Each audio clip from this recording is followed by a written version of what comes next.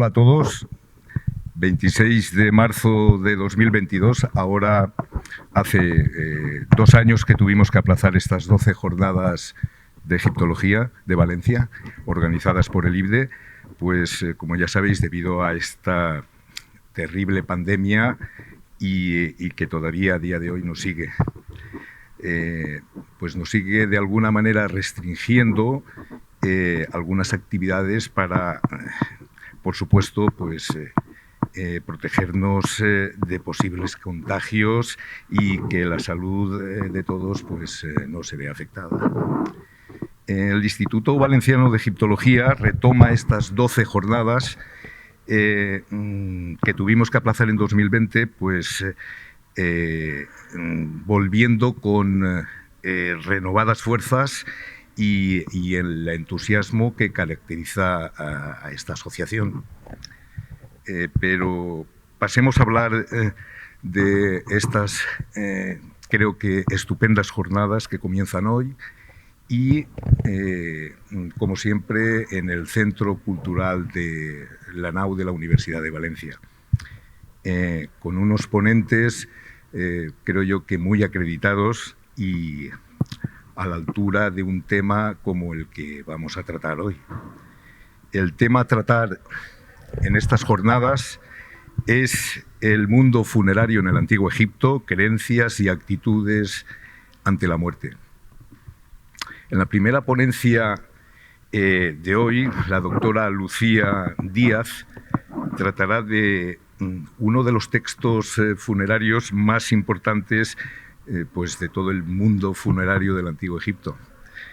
Y además, y sobre todo, pues en el contexto de la 18 dinastía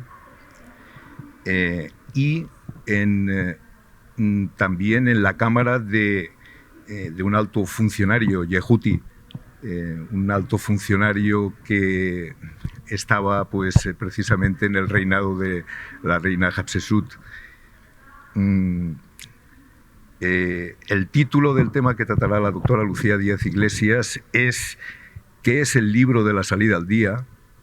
Aspectos generales de la recesión tebana y la cámara funeraria de Yehuti, como caso de estudio. La doctora Lucía Díaz Iglesias, como ya he dicho, es la egiptóloga que nos va a ofrecer esta ponencia. Hola, Lucía. Hola, ¿qué tal? Buenos días, ¿cómo estás? Buenos días, encantada de estar aquí.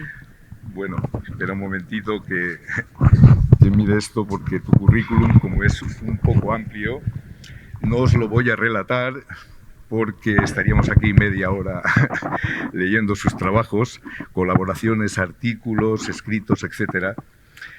En el programa que tenemos en las jornadas viene todo detallado. Tan solo deciros que Lucía cursó la carrera de Historia en la Universidad Autónoma de Madrid en el año 2004 y realizó estudios de doctorado en la Universidad de La Laguna y el doctorado europeo bajo la dirección del doctor Molinero, a quien conocemos muy bien en este instituto. Participa y colabora en varias misiones arqueológicas en Egipto y entre ellas es subdirectora del proyecto Yehuti en Luxor. Actualmente trabaja en el Instituto de Lenguas y Culturas del Mediterráneo y Oriente Próximo del CSIC y sus campos de interés son la filología material, la mitología, la literatura funeraria, la religión, la historia local y la ideología de la realeza. Lucía, por favor, haznos una sinopsis de la ponencia que nos vas a ofrecer hoy. Pero antes una pequeña pregunta. Los antiguos egipcios llamaban a este compendio de textos Rau Nu Peretem Jeru. Ya sabes, significa fórmulas de salir al día, o más bien de salir de día. ¿Cómo deberíamos llamar este libro de fórmulas mágicas? A este texto texto en el que se ayudaba a los muertos en el más allá, ¿no? Libro de los muertos, como decía Lepsius, o o libro de la salida al día? Muchas gracias. Bueno, creo que no debemos llamarlo libro de los muertos y eso lo veremos durante la presentación, porque no era un libro exclusivamente para los muertos, sino que tenía otras finalidades y además como los antiguos egipcios le daban una designación concreta, pues creo que deberíamos usarla y podemos hablar del libro de la salida al día o durante el día, porque la idea es que el egipcio difunto salga durante la luz del día al más acá, desde el más allá, y bueno, disfrute una serie de beneficios. O sea que creo que la designación del libro de los muertos tenemos que dejarla de lado y debemos usar la que le otorgaron los egipcios. Y para hacer una breve sinopsis de lo que vamos a ver, tú lo has dicho muy bien, es un texto funerario casi el mejor conocido, yo te diría, no solo del mundo egipcio antiguo, sino de toda la antigüedad, porque está en uso 1400 años y porque tenemos un número de fuentes enorme. Entonces, dentro de que además se empezó a estudiar hace 170 años, tú has mencionado a Lepsius, que hizo la primera edición científica en el 1842 ya, pues nos sigue sorprendiendo y me gustaría mostrar en la presentación, a través de un caso de estudio muy concreto, como es la Cámara Funeraria de Yehuti, cómo podemos estudiar este conjunto de textos funerarios tan importantes y cuánto jugo le podemos sacar a un caso de estudio concreto, entendiendo el texto dentro del contexto de la época, asociado al personaje, y yendo un poquito más allá del texto, también vamos a ver cómo podemos acercarnos a las personas que están detrás del propio texto, a los escribas que se encargaron de copiarlo en las superficies de la cámara funeraria. Muy bien, pues nada, Lucía, estamos impacientes por escuchar tu ponencia dentro de unos minutos. Muchas gracias. Gracias.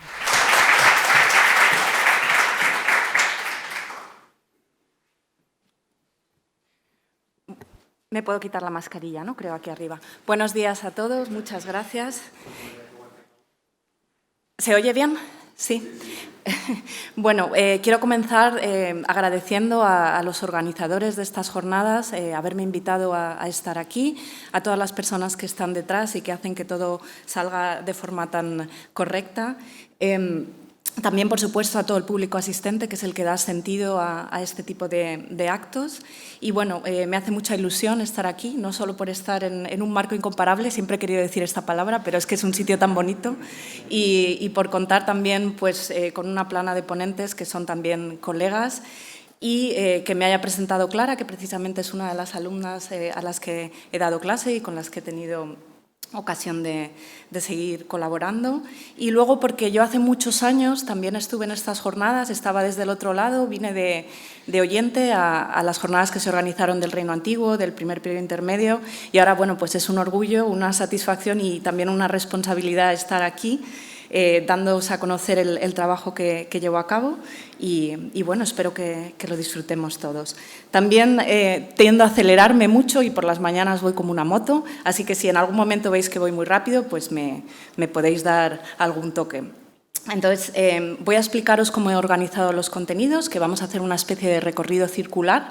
Vamos a ver quién era el propietario de la tumba que nos ocupa, cómo era su monumento funerario y ya entramos de lleno en la cámara funeraria, que estaba decorada con capítulos del libro de la salida al día, y vamos a ver qué tipo de trabajos epigráficos se están haciendo. Recorrido circular porque cosas que vamos a ir viendo vais a ver cómo están interrelacionadas. Vamos a empezar con quién era Yehuti, qué sabemos de su vida, cómo decoró su monumento funerario y cómo quiso ser recordado en la posteridad. Y luego nos centraremos en la parte, como ya os digo, subterránea, en la cámara funeraria. Antes de ver cómo se decoró, vamos a hacer una pequeña introducción a qué es el libro de la salida al día. Y ya sí que entramos de lleno y vamos a ver en qué consisten los trabajos epigráficos que estamos haciendo, que son de tres tipos. Me estoy centrando en la edición del texto de la cámara, en la reconstrucción de la decoración y luego quiero entrar, le voy a dedicar una parte muy especial a algo a lo que me llevo dedicando ya casi 7 años, que es el tema de la materialidad y de las personas que están detrás de los textos que estudiamos, ¿no? Para que veáis el jugo que se le puede llegar a sacar a un texto cuando se estudia. Vamos a empezar en materia y la tumba de Yehuti, como sabéis, se encuentra ubicada en una zona de la necrópolis tebana, la actual Luxor, que se llama Drabu el Naga. Es una zona importante que se encuentra en la orilla occidental, enfrente de Karnak, en un área que conoció una importancia bastante relevante en el segundo periodo intermedio porque dio lugar a una necrópolis de reyes, de príncipes y de personajes vinculados a la corte regia. Y además era un lugar donde paraban las procesiones cuando cruzaban el río, pensad en la bella fiesta del valle, o sea que era una zona bastante transitada de la necrópolis. Aquí, como digo, se encuentra la tumba de Yehuti. Esta es una imagen de 2004, como ya sabéis, el proyecto Yehuti, dirigido por José Manuel Galán desde el CSIC, ha cumplido ahora 21 años. Quien lo conozca ha cambiado mucho. Arriba podéis seguir en la página web que os pongo todo el curso de las excavaciones, los diarios, podéis estar al tanto de todos los trabajos que se realizan. Hace escasamente un mes que hemos vuelto de esta 21ª campaña y ahora vamos a darle la vuelta a la imagen para que veáis un poco cómo es el yacimiento en la actualidad. Y quiero que os quedéis con, a ver si me sale el puntero rojo, con esta zona de aquí, que es en la que se está trabajando actualmente. A ver, que me he ido donde no corresponde. Esta es la tumba de Yehuti desde el otro lado y esto es todo el patio delantero. Y ya veréis un poquito más adelante porque eso es importante. Vamos a ver quién era Yehuti. Bueno, pues Yehuti es uno de los grandes funcionarios de la corregencia de Hatshepsut y Tutmosis III. Más o menos estamos hacia el 1470 a.C. Yehuti detentó una serie de cargos que le sitúan a la cabeza del organigrama político y administrativo, casi como el segundo del visir, porque tiene unos ministerios muy importantes, el supervisor del Tesoro, el supervisor del trabajo en monumentos regios. Esto es como si digamos que fuera el ministro de Hacienda y el ministro de Obras Públicas a la vez. Pero también tiene un pie en el templo de Amón, porque es supervisor del ganado de Amón. Y seguramente desarrollará su carrera en Tebas, reside donde está la corte en este momento, pero parece que era originario de otra parte de Egipto, de la zona del Egipto Medio. Nos vamos al Nomo XV, con capital en Hermópolis, y esto lo sabemos por otros títulos que detenta, como gran gobernador de la localidad de Gerwer, supervisor de sacerdotes de Hermópolis. Como ya sabéis, desde el Reino Medio estos gobernadores locales también supervisan los cultos. También es supervisor de sacerdotes de la diosa Hathor, señora de Kush, y grande de los 5, que es un título religioso, en la casa de Tot como la divinidad principal de Hermópolis. Así que ya veis que viene de una zona del Egipto Medio, entre los nomos 14, 15 y 16, y ya veremos cómo se lleva esas tradiciones también a su tumba. Seguramente, su padre tiene un nombre que es Abti o Abuti, que detenta un origen semítico. Y Yehuti es un caso anómalo porque no parece que no se casó, que no tuvo descendencia. Ya sabéis que esto es algo raro en la sociedad egipcia. Y poco después de morir, tanto Yehuti como su padre sufrieron lo que llamamos damnatio memoria, es decir, se intenta dañar su imagen y su nombre para que no perdure en la posteridad. Y aquí tenéis una imagen, pero todas en la tumba tienen la cara de Yehuti y de su padre completamente martilleada. Desde los cargos administrativos que hemos visto, Yehuti habría sido una persona muy cercana a la reina Hatshepsut y además habría tenido acceso a recursos materiales, recursos económicos y a recursos humanos, es decir, a trabajadores cualificados para hacer su monumento funerario. Y todo esto va a redundar precisamente en la tumba. Aquí tenéis una vista general aérea de cómo es la tumba. Vamos a ver cómo es en planta. La tumba tiene la típica forma en T de este periodo. Después de una fachada larguísima, que luego veremos, se abre una sala transversal y un pasillo conduce a la capilla interior. Toda esta superestructura, que aquí tenéis una imagen de cómo está en la actualidad, es una zona transitable, ¿vale? Por aquí hay muchas procesiones. La necrópolis no es una zona de los muertos, es una zona de los vivos también. Está muy viva, hay procesiones, hay celebraciones continuas. Y entonces la tumba es un espacio público y tiene varias funciones en Egipto. Como espacio público es una carta de presentación del difunto hacia sus contemporáneos, hacia el presente, pero también hacia la posteridad. Y ahí va a proyectar una imagen muy concreta para ser recordado de una forma concreta. ¿Y Yehuti cómo se presenta a sí mismo? Bueno, pues como una persona muy creativa, como una persona culta, como una escriba excelente que tiene acceso a repertorios de textos a veces exclusivos, a veces muy antiguos, a veces muy recientes. Ya veremos cómo esta combinación de tradición e innovación se ve en la tumba.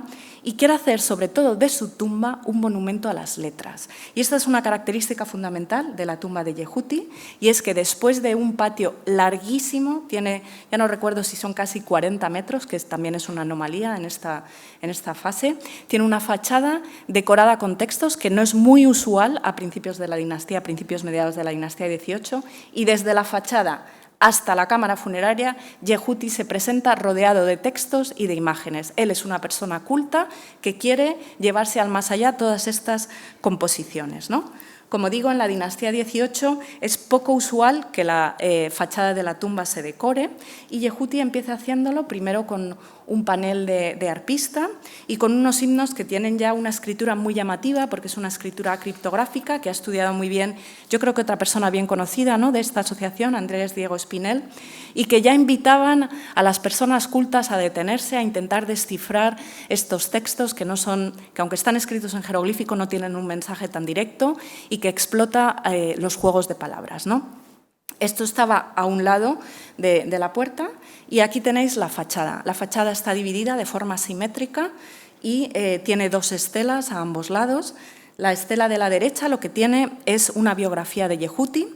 Allí narra los puestos que detentó, las responsabilidades que éstas conllevaban, mientras que la de la izquierda pues tiene un himno a Amon-Ra, que era la principal divinidad tebana del periodo. Es decir, que tiene como una biografía civil, idealizada, por supuesto, pero donde se presenta con todos sus cargos, y una biografía religiosa donde se presenta como una persona piadosa. Y eso le va a acompañar ya durante el resto del monumento funerario.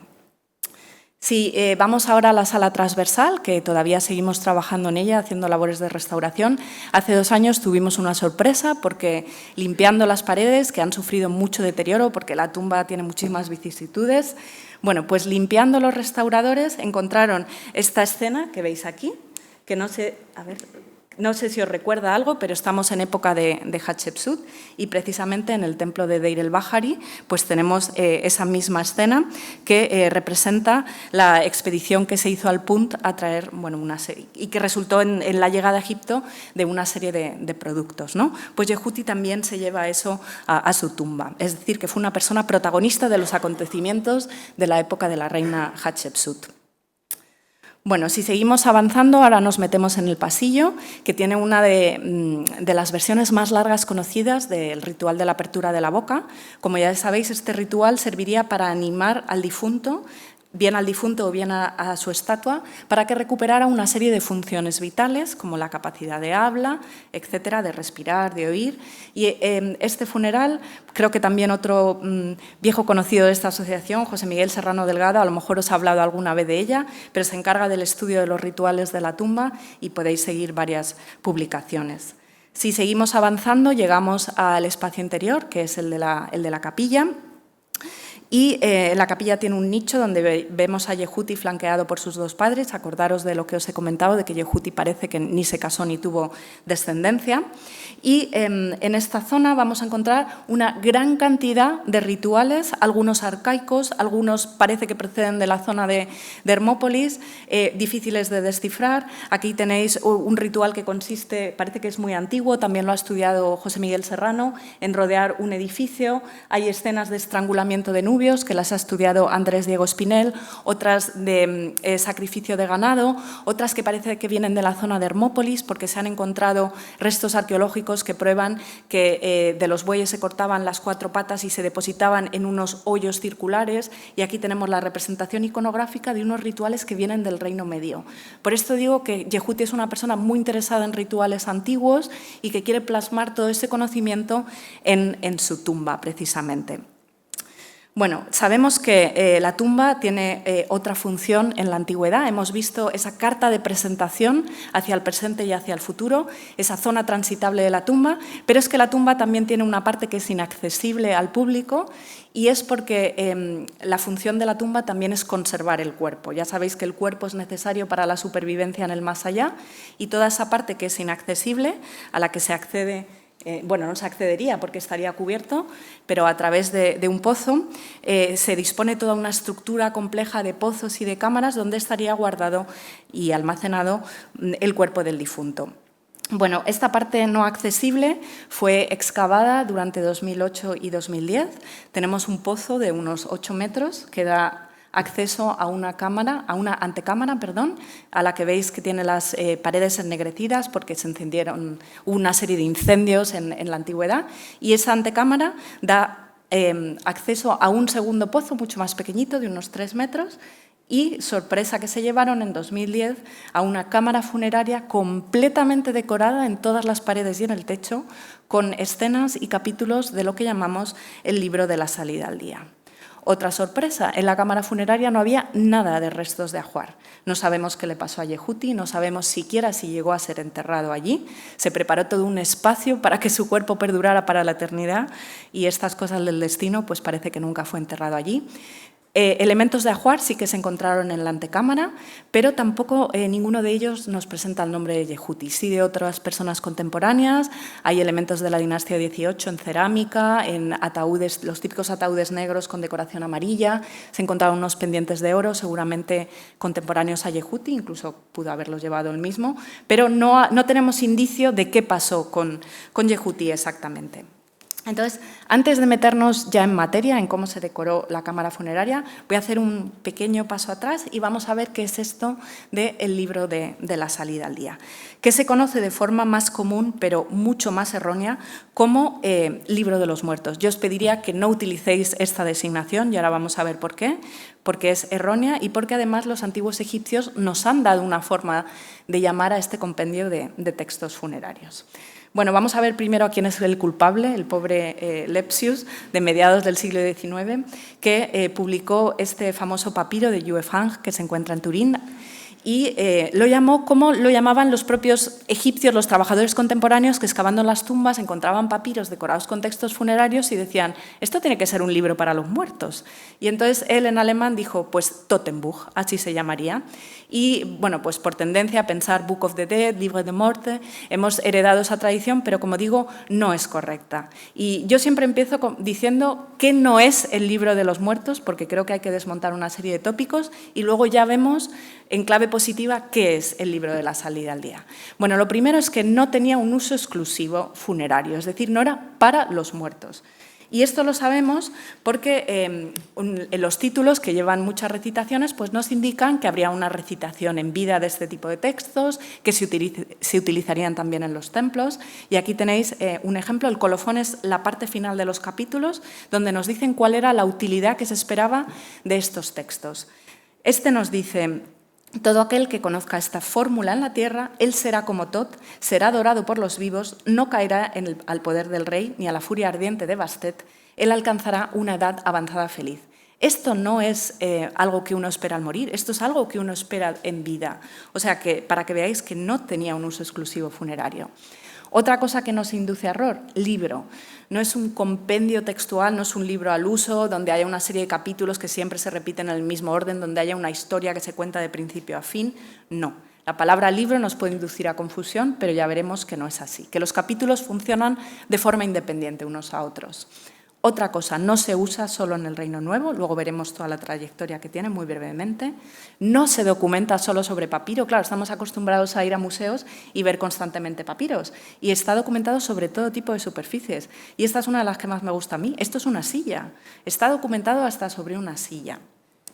Y aunque parezca que que tiene un repertorio bastante estandarizado y llega a estandarizarse en el periodo tardío, ya cuando se usa a partir de la Baja Época, el periodo tolemaico. Sí que encontramos una tendencia a que se repita la misma secuencia de capítulos. En una etapa muy temprana, como es el Reino Nuevo, los compendios que nos vamos a encontrar son muy variados, son muy singulares y hay que estudiar cada uno de ellos. Bueno, hemos visto lo que el libro de los muertos no es. Vamos a ver lo que el libro de la salida al día sí que es. Y es el repertorio de textos funerarios más usados en toda la antigüedad y que lo vamos a encontrar con más frecuencia en enterramientos, tanto de la realeza como principalmente de personajes privados, durante 1400 años, que se dice pronto, desde mediados del siglo XVI hasta el cambio de era. 1400 años donde se usan una serie de textos que no nacen de la nada. Ya sabéis que en Egipto siempre se están reutilizando constantemente las tradiciones y esto deriva toda la tradición literaria funeraria de los textos de las pirámides en el Reino Antiguo. Avanzamos al primer periodo intermedio, Reino Medio, nos movemos a los textos de los ataúdes y el libro de la salida al día recoge toda esa tradición, pero ojo, porque también hay cambios en religión, en creencias funerarias. Lo que pasa es que avanzan más lentos que otros cambios y también se acogen esas novedades. Pensad que una de las más importantes es la idea del juicio al difunto, esa imagen que seguro que tenéis en la cabeza del pesaje al corazón, no está documentada en periodos anteriores y entra de lleno a partir del Reino Nuevo. Es decir, estamos para que os quedéis con una serie de ideas de qué es el libro de la salida al día. 1400 años de tradición, parte de una tradición continua de textos funerarios, se incorporan nuevos materiales. Estamos ante un conjunto de recitaciones mágicas que tienen una extensión, un origen y unos contenidos muy variados. Conocemos 200 fórmulas de este tipo, no se usan todas en ninguno de los documentos que tenemos. Se hace una selección de fórmulas que se escriben sobre soportes muy diferentes, ya lo hemos visto y ahora veremos unos ejemplos, y que se acompañan de viñetas. Esto también es una novedad respecto a otras tradiciones. Textos de las pirámides no tienen viñetas, en los ataúdes se empiezan a incorporar y en el libro de la salida al día las encontramos plenamente como parte integrante de las fórmulas.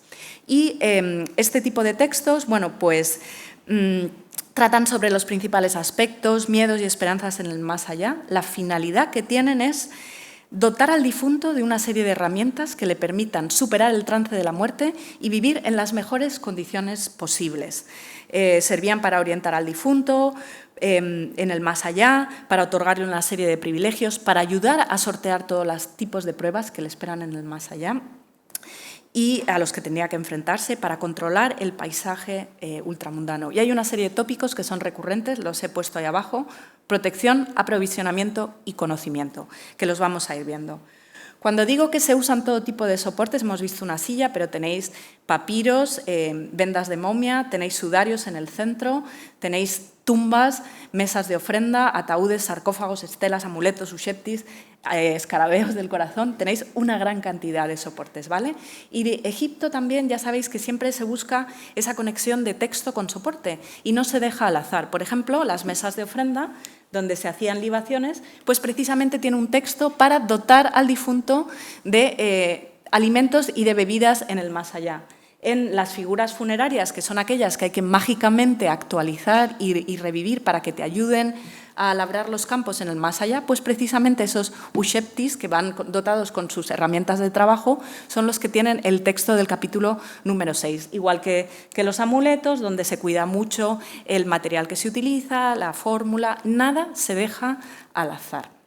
Y este es un papiro que a mí me gusta mucho porque creo que condensa muy bien la idea de la finalidad del libro de la salida al día o durante el día, ¿no? Creo que le gusta decir a Josep Cervelló, porque aquí veis, esta es la procesión funeraria, aquí arriba, que conduce a la tumba, el sacerdote que realiza una serie de rituales de apertura de la boca sobre la momia. Aquí está la entrada a la tumba, con la puerta abierta, el pasaje que nos lleva bajo tierra a la cámara funeraria, donde veis al Ba del difunto en su forma de ave descendiendo para unirse con el cuerpo que está aquí y emerger a la luz del día o durante el día para desde el más acá salir al más, o sea, desde el más allá, perdón, salir al más acá y también disfrutar de los beneficios que eso le otorga, ¿no? Y todo esto es posible gracias a las fórmulas del libro de la salida al día.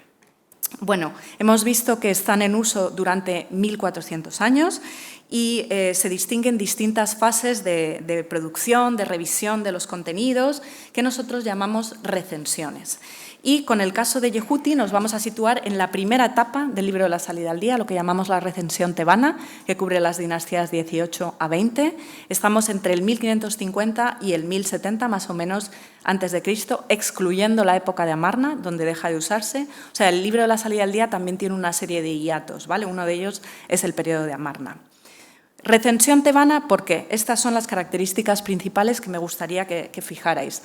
Bueno, porque Tebas es el principal centro de producción, desde el que irradia a otras zonas. También se conoce en el norte, en la necrópolis de Saqqara, pero parece que Tebas era el núcleo principal.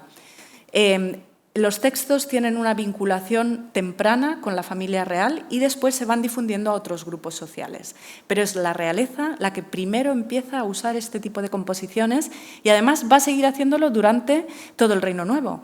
Pensad, por ejemplo, en la máscara de Tutankamón. Quien la haya visto por detrás tiene textos. Esos textos pertenecen al libro de la salida al día y también están documentados en las tumbas del Valle de los Reyes. Pero poco a poco se va difundiendo por sectores sociales siempre de élite, ¿vale?, y acaba siendo más como un repertorio de uso privado, o por lo menos más frecuentemente usado por personajes privados. Es una etapa temprana y hay que experimentar con varias cosas. Primero con los soportes, buscando cuál es la superficie más idónea para decorarlos. Ahora enseguida os pongo unas imágenes para que veáis a qué me refiero. Luego, con el tipo de fórmulas. Hemos hablado que se conocen 200 capítulos. Estos 200 capítulos no se ponen por escrito desde el principio. Entonces, al principio, la variedad de fórmulas que conocemos es bastante limitada y no está fijada la forma en la que se disponen una detrás de otra. Eso es lo que llamamos secuencia de capítulos, ¿vale? No hay estandarización, hay mucha variación. Los textos se disponen de forma retrógrada. Esta es otra característica que con una imagen creo que luego se va a ver mejor. Pero frente a lo que nosotros estamos acostumbrados a ver, que siempre buscamos hacia dónde miran los animales y los pájaros. Pues si miran hacia la derecha, leemos en contra de ellos y vamos en esa dirección. Bueno, pues en la disposición retrógrada, aunque los signos miren hacia la derecha, las columnas se leen de izquierda a derecha, es decir, al revés. Y en esta época las viñetas están muy cuidadas. Vamos a ver unos pequeños ejemplos que os he dicho, que había una experimentación, ¿no?, con los soportes y que se viene de una tradición de decorar ataúdes en los textos de los ataúdes. Pues lo primero que se empieza a hacer es llevarse esas fórmulas a los soportes contemporáneos que son los ataúdes. Pero los ataúdes han dejado de ser cuadrangulares y ahora son antropomorfos. Imaginaos esas superficies así un poco sinuosas que serían muy difíciles de decorar. Entonces, los ataúdes mejor lo dejamos de lado y ¿qué tenemos a continuación? Los sudarios. Los sudarios son esas mortajas que envolverían al cuerpo del difunto y que también se empiezan a decorar con textos funerarios, principalmente los de las reinas, los príncipes, las princesas. Pero quien haya probado a escribir en tela ya sabe que la tinta se difumina y que es un rollo. Entonces, la tela también se acaba abandonando y se pasa a decorar las paredes de las tumbas. Pero esto es una cosa muy costosa y que está al alcance solo de una minoría de personas. Y como veremos, hay muy pocos ejemplares, lo que ya nos dice que la cámara de Yehuti es un documento muy singular. Entonces, si ya no tenemos ataúdes, ni tenemos sudarios, ni tenemos cámaras funerarias, pues lo que acaba triunfando son los papiros, que seguro que habéis visto un montón en los museos. Y aquí veis lo que os decía, a lo mejor de disposición retrógrada de los textos. Ya veis que los textos miran hacia la derecha, pero nosotros no empezamos por aquí hacia acá, sino que empezamos a leer desde aquí y vamos avanzando hacia adelante. Eso sí, dentro de las columnas primero se lee el signo de la derecha y luego el de la izquierda, pero el orden de lectura es de izquierda a derecha. Y también os he comentado que las imágenes están muy cuidadas, la disposición, la policromía, detalles interiores, que se ven transparencias. Estos son todo características de la recensión tebana del libro de la salida al día. Bueno, pues vamos a entrar ya en la cámara funeraria de Yehuti y vamos a ver por qué tiene gran importancia su estudio. Es un testimonio muy temprano de la recensión tebana. Acordaos de lo que os he dicho, está en uso 1400 años, la primera fase. Tenemos un documento que tiene una datación precisa y un contexto arqueológico bien definido. Pensad que la mayoría de los objetos arqueológicos nos salen descontextualizados porque llegan al mercado de antigüedades sin conocerse muy bien su contexto arqueológico, porque proceden de expolios, pero en este caso sí que tenemos toda esa contextualización. Y es una de las pocas cámaras funerarias decoradas de la época de Hatshepsut Tutmosis III, más o menos el 1470. Os he comentado que hay muy pocos casos, exactamente 8. Seguro que conocéis la de Senenmut, porque igual José también os ha hablado alguna vez de ella, de su techo astronómico. Bueno, pues de estos 8 ejemplos, 4 deben ser los más decorados, los que mayor número de textos presentan, y ahora veremos cómo el de Yehuti gana por goleada y además tiene una forma de elegir una secuencia de textos que es muy particular y de disponerlos tridimensionalmente en un espacio. No estamos en un documento bidimensional como un papiro, estamos en una cámara funeraria que tiene 3 dimensiones y que te permite muchos juegos. Como os he dicho, muy pocos documentos decorados contemporáneos en cámaras funerarias. Fijaros que Yehuti tiene 48 capítulos, más, porque ahora veremos qué ha pasado con la cámara funeraria. El que le sigue por detrás es Amenemhat con 33, fijaros en el Mut. Yehuti tiene el techo decorado, que es la única cámara funeraria con el techo decorado.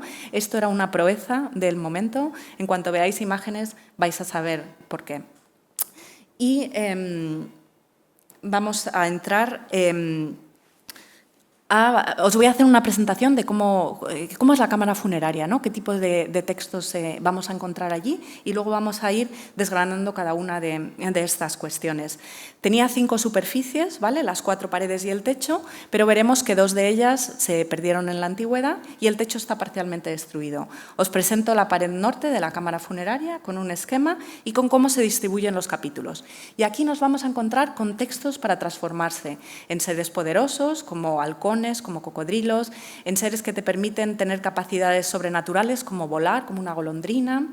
En textos, con textos nos vamos a encontrar también que te permiten iniciar un viaje continuo. Pensad que la muerte significa la inercia, pero que el más allá está todo lleno de viajes que tiene que emprender el difunto y que le ayudan a regenerarse.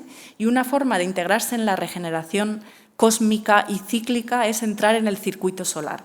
Y entonces Yehuti pretende unirse a la barca del sol, aquí le tenéis aquí, junto a la divinidad solar. Primero reconstruye las partes de la barca solar y luego se une a este dios.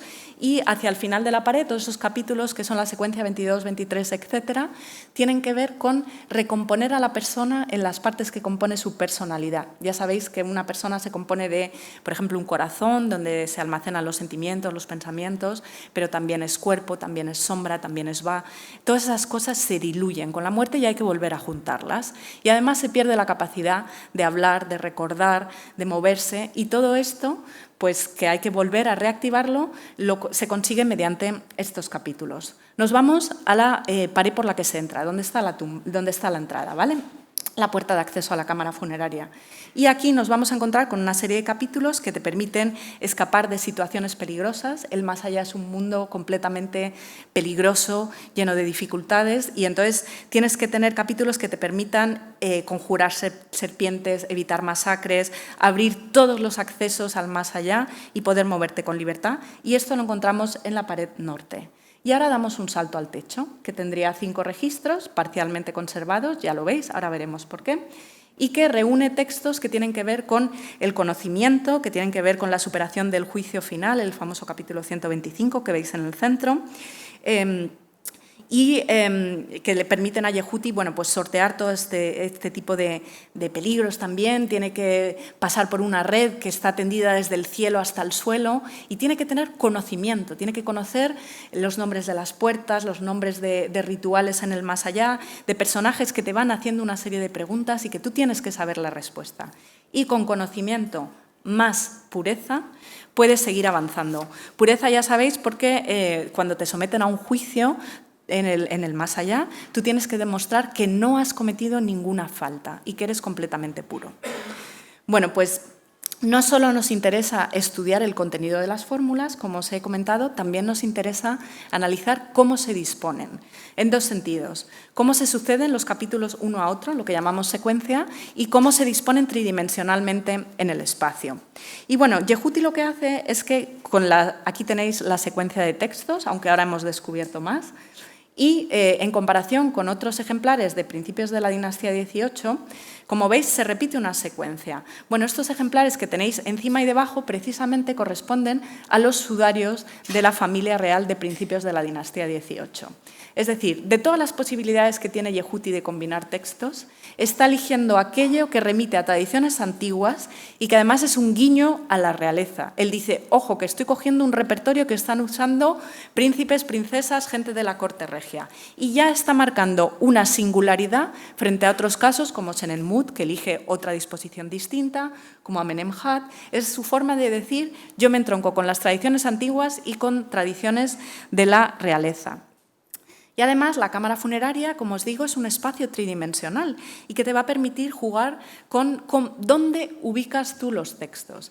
Y el techo, que precisamente está vinculado a la diosa celeste, al cielo, a la idea esta de útero materno, pues está presidido por la figura de la diosa del cielo Nut y además tiene textos que tienen que ver con conocimiento de la esfera celeste. Mientras que la parte de abajo de los muros pues está recorrido, eso que veis abajo son los capítulos 149 y 150, que nos describen el paisaje del más allá y que son una serie de colinas. Es una zona terrenal, por lo tanto se ubica lo más cerca posible del suelo. Lo que os digo es que los objetos bidimensionales solo nos permiten funcionar en dos dimensiones, ¿no? Entonces, lo único que puedes hacer es poner un texto detrás de otro. Mientras que en la cámara funeraria tú puedes elegir, oye, los textos que tienen que ver con tierra, con paisaje, los coloco en la parte baja de los muros. Los que tienen que ver con cielo, los coloco en el techo. Y los que tienen que ver con disuadir a elementos peligrosos de entrar en la cámara funeraria, los coloco en las puertas, protegiendo el acceso. Y ahora vamos a volver a una cosa del inicio. ¿Os acordáis que os he dicho? Vamos a ir avanzando por círculos, porque me interesa volver a Yehuti y a sus cargos, porque es probable que Yehuti participara en persona en la selección y en la disposición de los contenidos de su tumba. ¿Y esto por qué? Bueno, pues hemos visto los títulos que le vinculan con una localidad del Egipto Medio, con Hermópolis, que es una ciudad presidida por el dios Tot, ya sabéis, el dios por excelencia vinculado a conocimiento, a jeroglíficos, y precisamente Yehuti lleva el nombre del dios Tot. Entonces, Hermópolis es un centro de producción de textos desde el Reino Medio fundamental. Se conservan muchos textos de los ataúdes que vienen de esta zona y su prestigio es tal en la producción de textos funerarios que muchos capítulos del libro de la salida al día, en el colofón final, dice «Esto fue descubierto en la ciudad de Hermópolis en un cofre del dios Tot». Entonces, Yehuti viene de toda esa tradición de textos funerarios, ¿vale? Por su lugar de origen. Pero es que además es supervisor del trabajo en los monumentos regios, es decir, dirige a los artistas, a los artesanos, está al tanto de todos los proyectos que se están llevando a cabo en la realeza. Y volvemos al techo de Yehuti, a la imagen de la diosa Nut, acompañada de una serie de fórmulas que le brindan protección y acogida en el seno materno y en el núcleo de las estrellas imperecederas. Y esta misma escena y estos mismos textos se están usando de forma contemporánea, nada más y nada menos que en el sarcófago de la reina Hatshepsut, lo veis en la tapa, y también en una serie de ataúdes privados del momento. Entonces, Yehuti está al tanto de todo lo que se está haciendo y precisamente se lleva todas esas tradiciones antiguas y recientes a su cámara funeraria. Bueno, vamos a volver a la cámara funeraria, que además tiene una vida muy larga y que está marcada por distintas fases de construcción, de reconstrucción y de abandono. Y ya sabéis que una excavación arqueológica, una investigación epigráfica es casi como una investigación forense, de ir viendo poco a poco qué indicios tenemos de todas estas fases. Bueno, no conocemos fechas exactas, pero sí que vamos a tener indicios de cuánto se dilatan en el tiempo todas estas fases. La primera fase, que sería la de decoración inicial, seguramente se realizó con relativa rapidez. Acordaros de esta idea, rapidez, porque lo vamos a ver enseguida, y por encargo de Yehuti. Y cuando Yehuti además había alcanzado una posición avanzada en su carrera, porque mientras que en la tumba se presenta como supervisor del tesoro, aquí es gran supervisor del tesoro. O sea que seguramente fuera ya cuando estaba en una etapa avanzada. Y la segunda fase, que es la de ampliación de la cámara, pues seguramente se iniciara ligeramente o antes o ligeramente después de que Yehuti muriera. Por causas que son difíciles de determinar y que no conocemos, la cámara funeraria, que es el cuadrado rojo que veis ahí en origen, que tendría 2,60 por 2,70, un espacio bastante chiquitito, no sabemos por qué, de pronto decide ampliarse. Se tiran 2 muros cuando ya estaban completamente decorados y escritos y se llevan 1 metro para atrás. Imaginaos cuando ya estaba todo terminado, pues igual llegó Yehuti allí y dijo, esto me parece muy pequeño, lo quiero más grande, y se carga toda la decoración. Por eso cuando habéis visto 48 capítulos más interrogaciones, porque no sabemos qué habría en estas paredes. Una de ellas llegó a encalarse completamente para recibir una decoración que nunca llegó a terminarse. Mientras que la otra simplemente pues quedó desbastada. Pero ahí se abren una serie de interrogantes. ¿Qué pasó con esa decoración que estaba prevista y que nunca llegó a realizarse? Pero es posible que entre esa fase inicial y esta segunda fase, que es la de ampliación, no pasara mucho tiempo. Bueno, ¿y esto por qué? Porque cuando se estaba excavando se encontraron las herramientas que se usaron en la primera fase, la de construcción, se encontraron en la segunda, la de reconstrucción, o sea, en la de ampliación, perdón. Este cuenquito que veis aquí, bueno, en realidad solo es un fragmento de cerámica que tenía pigmento amarillo, se utilizó para decorar una de las partes iniciales de la tumba y es esos textos que acompañaban a la diosa Nut en el techo. Algo... Cuando estaban acabando la primera fase, pues seguramente llegó Yehuti, como os digo, y dijo, esto es muy pequeño, me lo ampliáis, pero a la vez estaban las herramientas de trabajo de la primera fase cuando se produce la ampliación. Y con la ampliación, pues no sabemos qué pasó, pero también se dejaron los trabajos a medias. Ya hemos visto las paredes que están sin terminar. Seguramente se abrieran grietas en el techo, que se ven en la actualidad, porque al tener tú un espacio de 2,5 por 2,5, lo amplías, pues seguramente eso creará, desestabilizara, ¿no?, la estructura y surgieron grietas en el techo. Igual Yehuti murió durante el proceso, igual se quedaron sin fondos, pero la cámara quedó sin terminar y da la sensación de que la gente abandonó el espacio a toda prisa, porque se dejan las lascas del tallado de las piedras, se dejan parte de la decoración original dentro, destruida pero dentro, se deja este cuenco con restos de mortero que se utilizó para encalar esa pared que hemos visto terminada pero sin llegar a darse decoración y da la sensación de que allí dijeron vamos a salir de aquí y dejar todas las herramientas, ¿vale?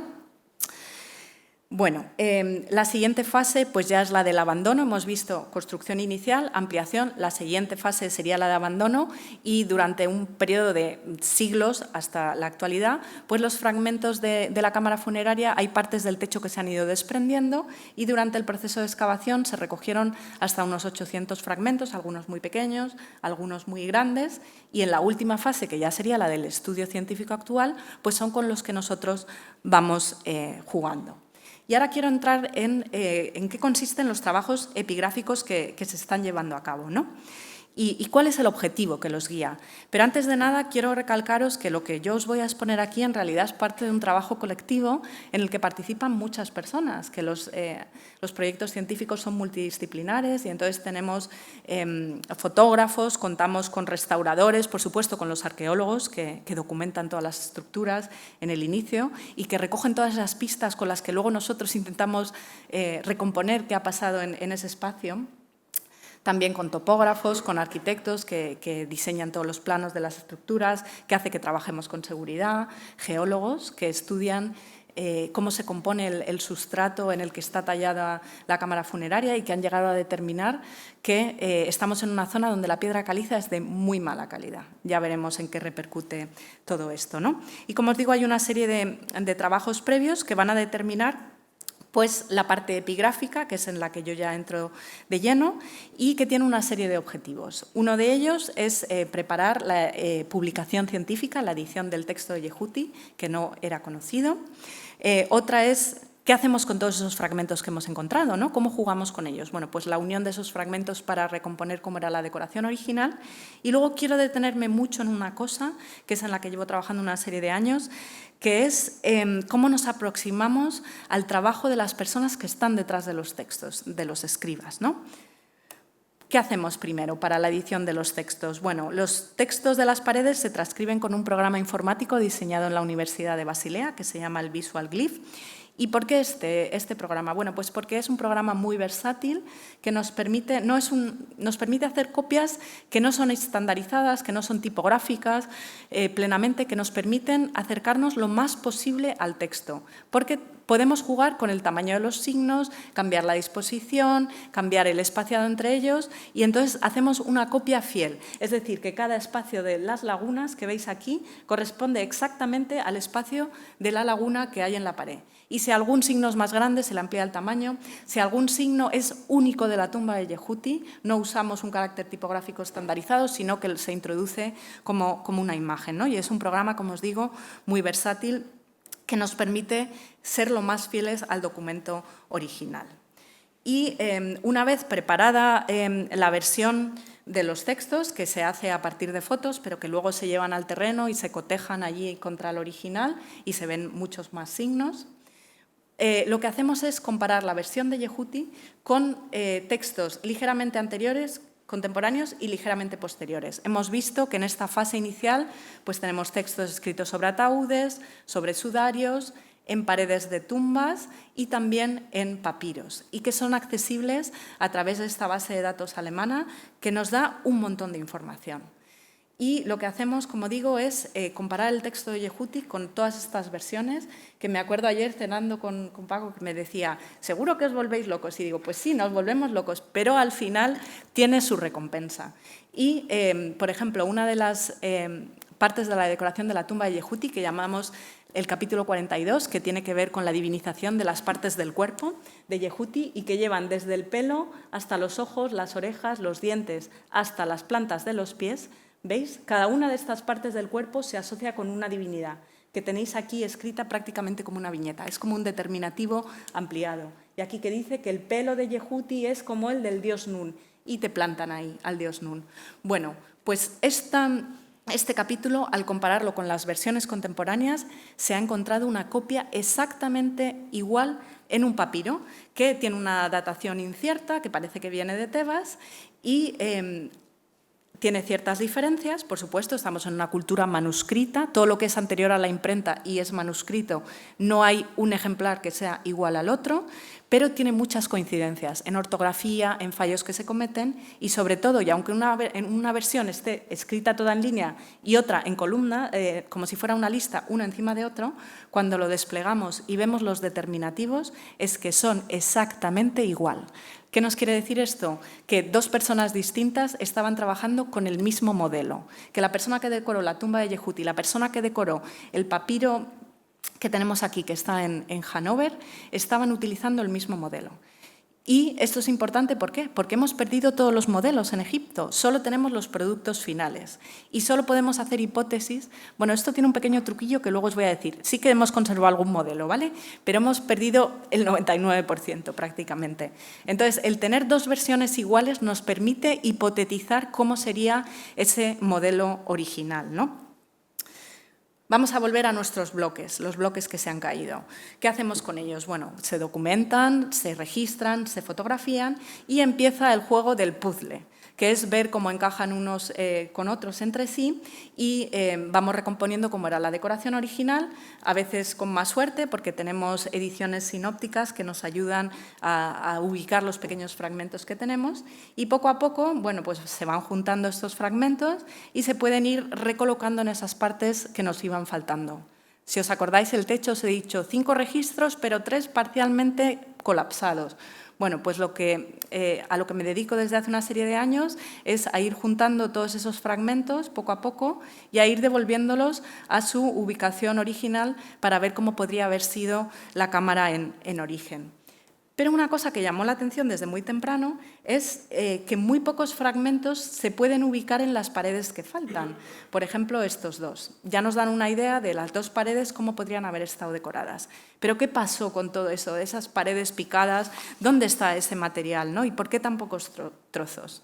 Pensad que estamos en un espacio de 2,5 por 2,5, que cuando tú estás picando las paredes, ese escombro te molestaría y seguramente habría que llevárselo fuera. ¿Qué es lo que debió de pasar? Y ¿os acordáis cuando os he dicho al principio? Quedaros con esta imagen de las excavaciones porque si esta es la tumba de Yehuti, en toda esta zona del patio es donde se está excavando desde hace una serie de años y ¡pum!, precisamente han empezado a salir fragmentos de la cámara funeraria de Yehuti. Son muy poquitos, de momento son una veintena, pero se calcula o calculo que faltarían como 2.000 fragmentos para poder reconstruir las 2 paredes que nos faltan. Tenemos ya 48 capítulos y nos faltan 2.000 fragmentos. Yo a veces no lo quiero ni pensar si tengo que acabar la edición del texto de Yehuti, ¿no? Pero lo que os quiero decir es que siguen dándonos sorpresas todas las excavaciones. Y ahora voy a entrar de lleno en una parte a la que quiero dedicarle la mitad de la ponencia porque me parece muy interesante. Hemos visto que la versión de Yehuti es excepcional, pero es que cualquier documento que vosotros cojáis vais a ver cómo se le puede exprimir al máximo para que nos dé información sobre 2 aspectos que están muy de moda hoy en día, que tienen que ver con un cambio en la filología que se ha producido desde los años 80 en estudios de historia moderna y medieval, que ha llegado un poco tarde a la egiptología, pero que en los últimos 10 años ha irrumpido de lleno y ha cambiado la forma en la que nosotros entendemos los textos. Y esta nueva corriente se llama nueva filología o filología material o materialidad de la escritura, lo vais a haber visto desde distintos puntos de vista. ¿Y en qué ha cambiado la cosa? Bueno, la filología tradicional coge el texto, se preocupa del estudio filológico, del estudio lingüístico y muchas veces aísla el texto de su soporte y de su contexto. Pero la filología material dice, cuidado, que este texto aparece en un soporte, en unas circunstancias concretas y es ahí donde lo tenemos que entender. Y es que un texto, y yo creo que esta frase lo refleja muy bien, es mucho más que palabras. Un texto no es algo intelectual, es algo material y es algo visual. Y esto lo sabe muy bien la gente que se dedica a comunicación audiovisual, a tipografías y todo. La fuente que se elige, el color, la disposición, todo eso transmite información. No es solo contenido, la forma en la que está puesto un texto también nos dice mucho. Y visualmente es algo que llama nuestra atención, ¿no? Y además estamos acostumbrados a ver el resultado final y decimos, un texto es un acto, es un resultado, pero es el resultado de un proceso. Y aquí es lo que me interesa, es un proceso más largo, físico y mental, que ha dejado una serie de huellas. Y huellas que nos dan a conocer cosas de las circunstancias en las que ese texto se puso por escrito. Circunstancias económicas, sociales, culturales. Y además nos da a conocer a unos agentes, porque quienes copian los textos no los firman, ya sabéis que la mayor parte de los textos son anónimos, pero hay unos escribas y unos copistas que tienen una educación, que vienen de un contexto cultural y que podemos llegar a aproximarnos a ellos e ir más allá de las palabras de un texto. Esto es lo que quiero que retengáis, que un texto es mucho más que palabras. Así que cuando estudiamos todas las huellas físicas y todas las huellas materiales que se generan durante el proceso de copia, es un proceso, ¿vale? Es algo que tiene una duración. Y al reunir todos los fragmentos, pues lo que podemos es acercarnos a esa forma de trabajo de los artistas, de los artesanos, de los escribas, de los copistas y conocer todas las fases de planificación, de ejecución del texto y de las viñetas, porque todas las huellas van a quedar en un texto, desde la preparación de las superficies hasta la corrección de los errores, que es lo que quiero que veamos ahora. Y si os acordáis, también os he dicho que la cámara de Yehuti se decoró de forma acelerada, muy rápida. ¿Y por qué? Bueno, pues porque veréis que la parte baja de los muros no llegó a trabajarse, el suelo no se alisó, las columnas no están muy bien trazadas, como veis hay diferencias ahí de tamaño, a veces se le van los brochazos, o sea, cuando desciendes a los detalles ya empiezas a ver como todas estas pequeñas cosas.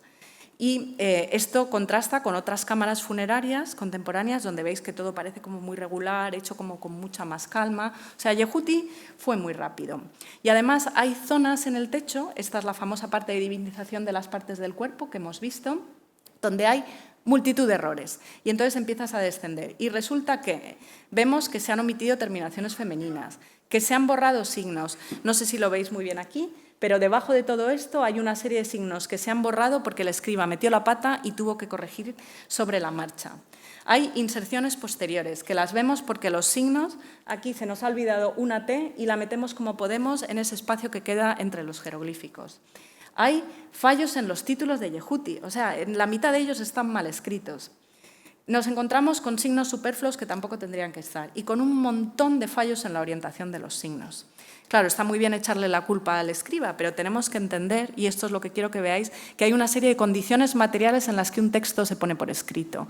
Este texto está escrito en el techo de la cámara de Yehuti, que, por cierto, el techo está a una altura de 1,55. Tenéis que pensar en ese escriba que estaría así, agobiado, escribiendo, sobre una superficie que no es bidimensional, que está mirando hacia arriba.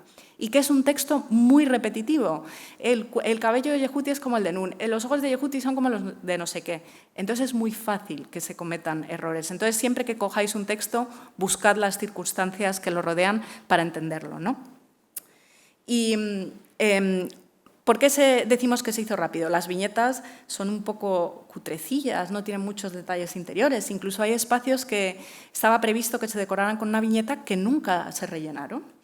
Y vamos a ver cuál fue todo el proceso de trabajo en la cámara de Yehuti, partiendo no solo de fijarnos en todos esos detalles físicos y materiales, sino yendo también a otros proyectos que han hecho algo similar, y esto procede de los trabajos de Hugues Tavier, de la expedición belga, que ha tratado de reproducir las condiciones materiales en las que se decoraban. Y esto es muy importante, porque cuando él hace arqueología experimental, y dice, vale, a mí me han dicho que las tumbas se decoran así, pero cuando me voy y lo intento decorar, oye, que no funciona como yo pensaba.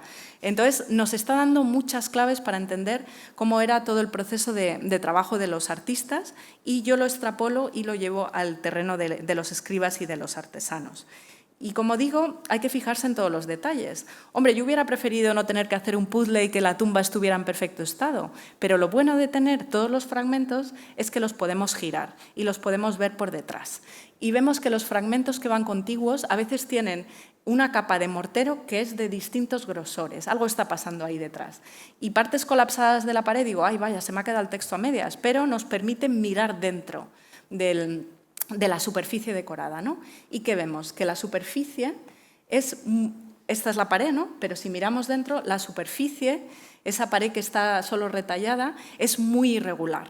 Y esto entronca con los estudios de geología de los que os he hablado al principio. Los geólogos nos dicen que se talló en un estrato de caliza que es muy malo. Y se talló con una serie de herramientas, con cinceles, etcétera, que bueno, dejan una superficie muy irregular que hay que ir cubriendo con el enlucido de distintos grosores. Tenemos que buscar una superficie regular, pero tenemos una roca madre que está muy irregular.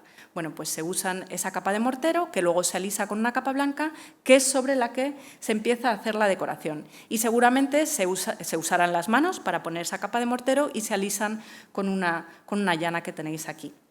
Tenemos nuestra capa blanca, nuestro lienzo en el que empezar a escribir. ¿Pero qué hay que hacer? Hay que delimitar la superficie, ¿no? Tú tienes que tener el marco en el que empiezas a escribir y hay que cuadricular el espacio, pero también hay que dejar espacio para poner los títulos. Enseguida lo veremos. Y en realidad lo que se está haciendo en la tumba es algo que vemos en los papiros. En papiros que han quedado sin decorar, sin terminar, pues vemos que también se cuadricula todo el espacio, se dispone espacio para los textos, para las viñetas, etcétera. Cuando nosotros tenemos un espacio en blanco que hay que cuadricular marcando el espacio que tienen las columnas, pues fijaros cuando tenéis una hoja en blanco, ¿qué hacéis? Con una regla se marcan los centímetros, ¿no? Bueno, pues es que los egipcios hacían lo mismo, pero ya si nos fijamos en los pequeños detalles vemos que en un caso en la pared tenemos pequeños puntitos marcando exactamente 3 centímetros. Mientras que en la otra parte de la pared tenemos pequeñas rayitas que se van dejando. Aquí ya hay 2 personas trabajando distintas en la tumba de Yehuti. Uno que además es muy meticuloso y que las uniones entre las líneas son perfectas, y uno que es un poco más chapucero y que va como a brochazo limpio. Y a veces los textos no se escriben respetando las columnas y además todas esas columnas, creo que aquí tenéis también a otro viejo conocido, ¿no? A Curro de los trabajos, esa cuadriculación del espacio no solo visualmente sirve para ordenarlo, es que cuando se copian los textos también nos sirven para mantener las columnas rectas. El pobre Curro no es el autor de esta chapuza, fui yo, pero sirve para que veáis para qué sirven un poco las columnas, ¿no? ¿Cómo organizamos un texto en un espacio que tenemos en blanco? Bueno, pues primero hay que calcular cuánto nos va a ocupar y a veces se dejan pequeñas marcas. Entonces, por eso os digo, siempre que tengáis un texto, fijaros en todas las marcas que hay alrededor. Porque resulta que esta marquita roja coincide con el inicio de un capítulo y están diciendo, hasta aquí, cuidado, va este capítulo y de aquí arranca otro. Nos tenemos que fijar en todos los pequeños detalles. Y es que lo mismo está pasando en los papiros. Si veis aquí, se dejan pequeñas marcas para decir el capítulo tal va de aquí a aquí.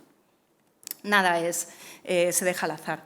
Y cuando se cuadricula todo el espacio, bueno, pues se cometen fallos, porque aunque había previstas viñetas, pues no se deja espacio para las viñetas y entonces tenemos que borrar esas rayas y con luz rasante vemos que se ha raspado la superficie, a veces nos falta espacio, hay rectificaciones, si veis el cocodrilo era mucho más grande, en la serpiente se ha borrado, tenemos varias ondulaciones de la serpiente, es decir, que hay que ir rectificando y a veces incluso prácticamente sobre la marcha, ¿no? Y una vez tenemos delimitado el espacio, pues se procede a la copia de los textos. Los textos funerarios sagrados no se dejan al azar, no se aprenden de memoria y se copian, sino que se copian a partir de un modelo. ¿Os acordáis cuando hemos comparado la cámara de Yehuti con ese papiro en Hannover que os he dicho? Ojo que estas dos personas partieron del mismo modelo. El modelo se nos ha perdido. Los modelos seguramente se conservarían en los templos y no se llevan a las zonas de trabajo porque no quieres que se deteriore tu original. Y entonces tú haces una copia en una superficie intermedia y te lo llevas ya a la cantera de trabajo. Esa superficie intermedia podría ser un papiro, podría ser un rollo de cuero o...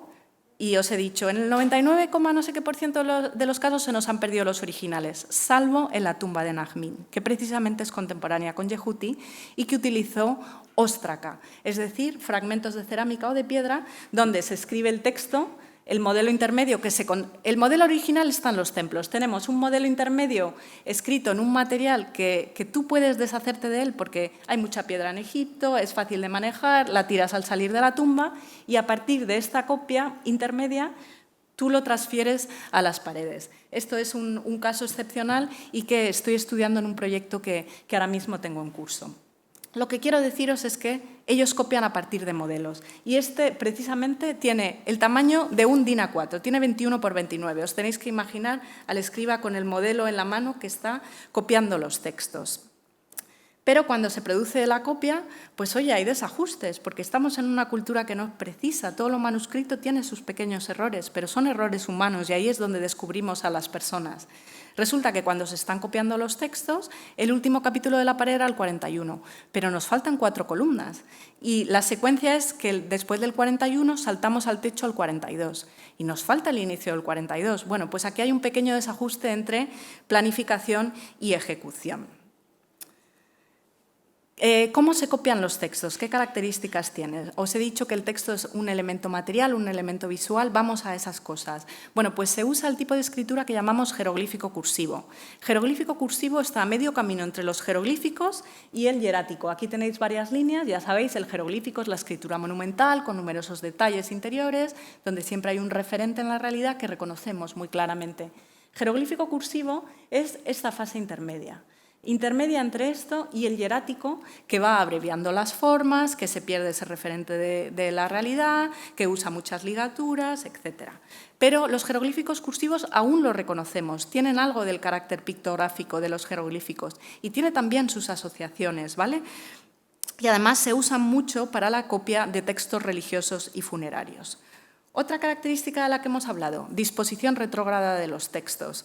Ya sabéis que nosotros leeríamos los textos en contra de los animales que reconocemos, pero en el caso de la escritura cursiva, retrógrada, como os he dicho, se avanza en esta dirección. Ojo, que primero se lee el signo de la derecha y luego el de la izquierda, pero se avanza en esta dirección.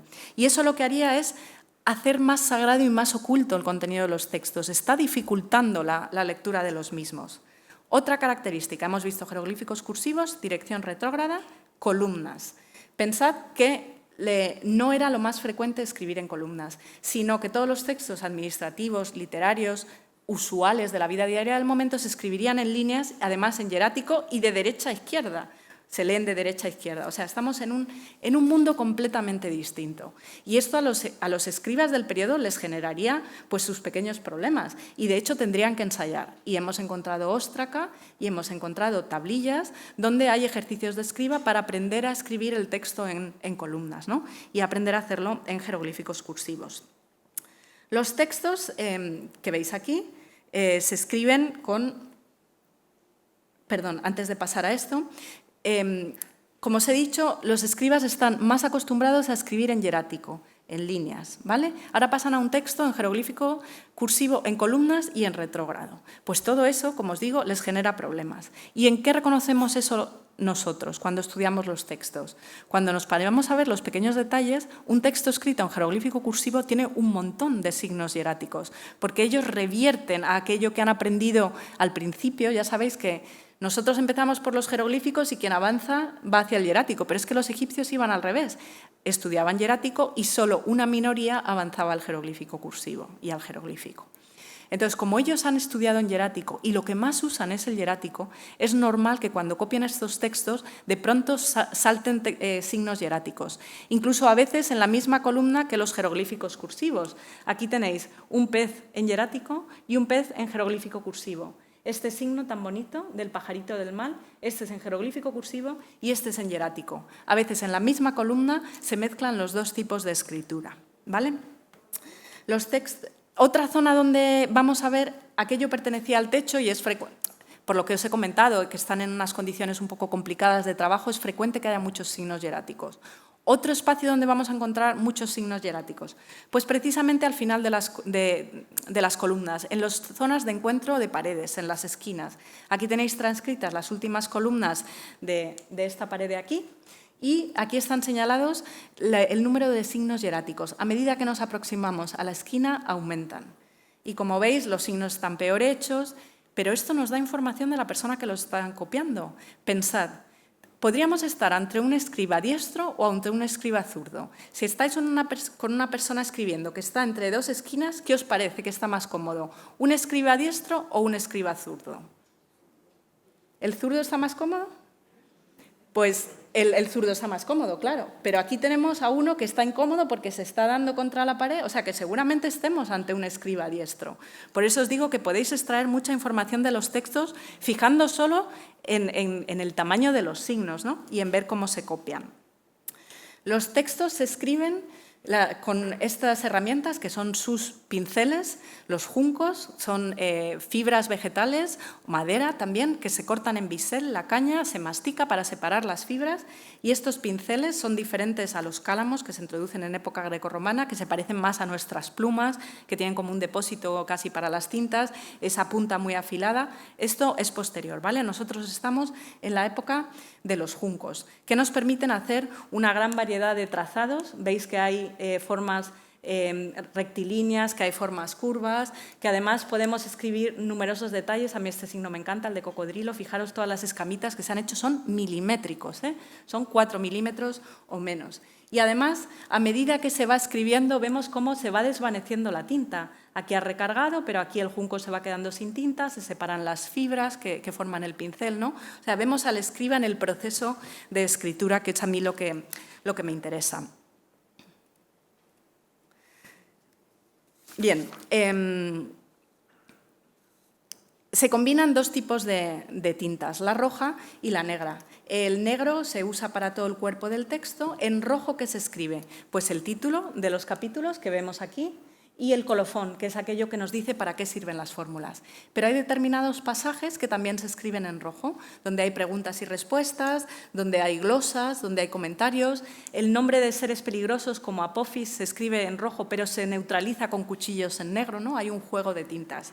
Pero si nos fijamos en estas partes que combinan secciones en rojo y en negro, vemos que se escribieron primero las partes que están en rojo y después se superpone la parte en negra. Es decir, se escribe todo esto y se escribe todo esto, se deja un hueco en medio y después se mete en negro porque vemos cómo el negro pisa al rojo. Esto es una cosa muy práctica porque les evitaría estar cambiando constantemente de pincel, que se te secara la tinta roja que has producido, ¿no?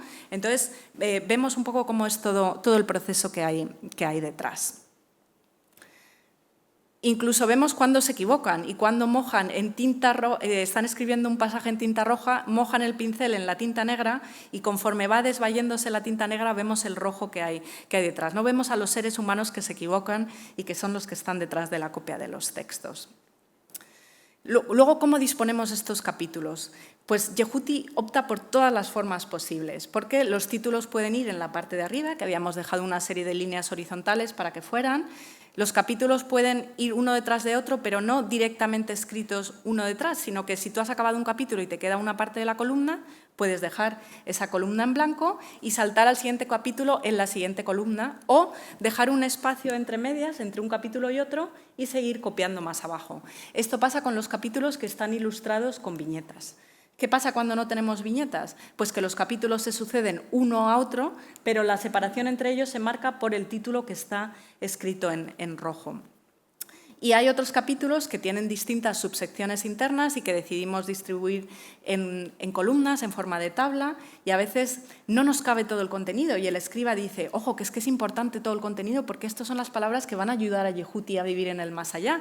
¿Y qué se hace? La columna se subdivide en dos, se usan los márgenes, como veis, están explotando todas las posibilidades que les da el soporte.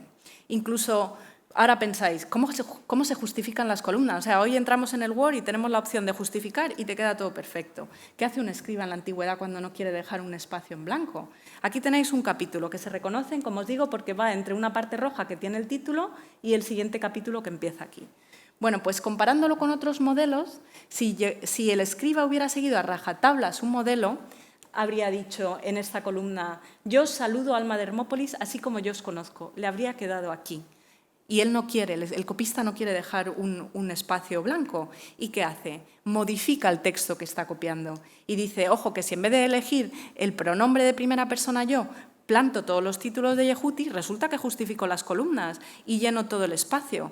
Pero esto le obliga a un cambio gramatical. Ya sabéis que cuando se usan nombres y no pronombres, cambia la estructura de la frase.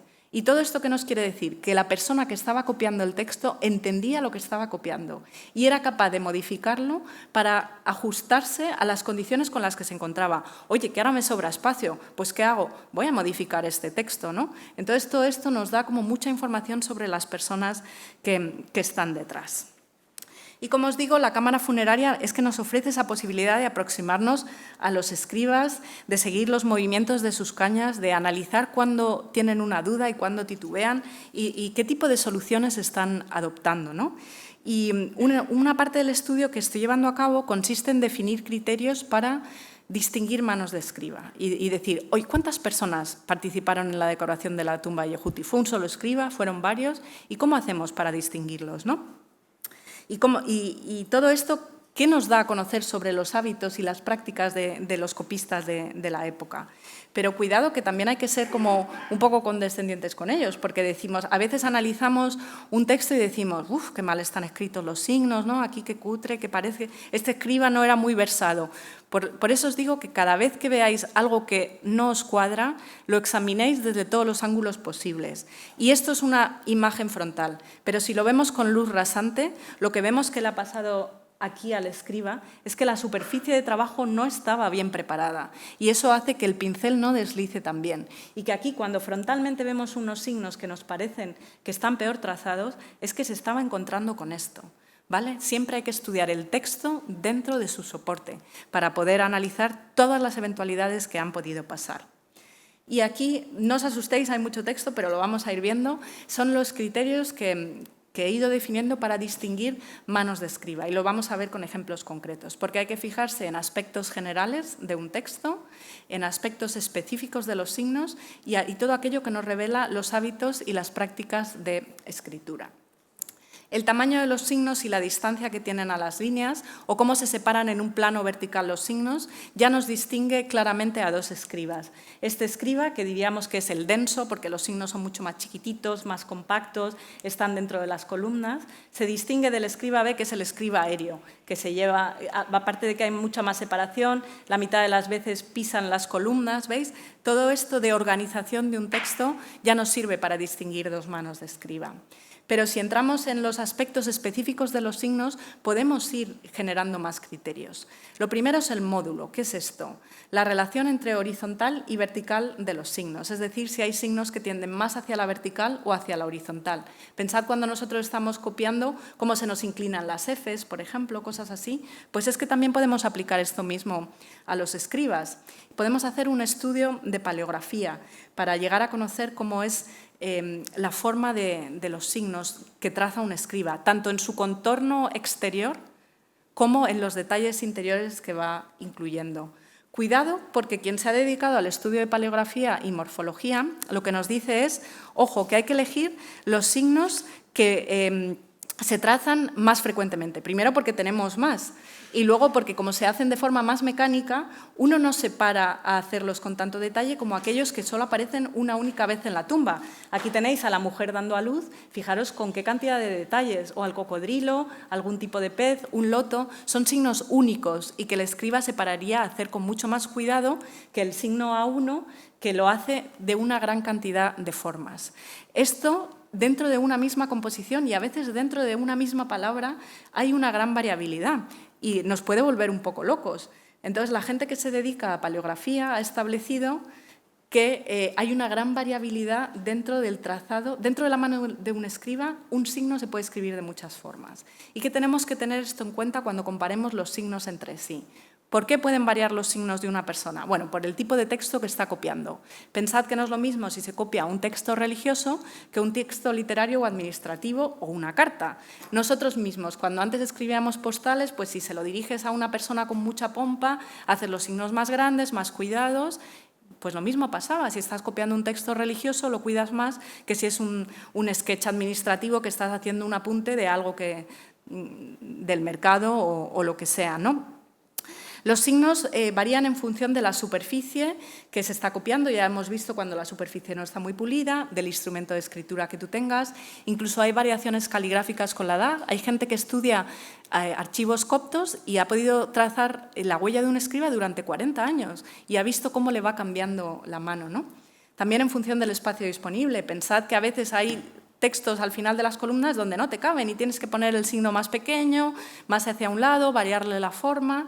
Siempre hay que entender cada uno de los signos que cojáis dentro de su contexto.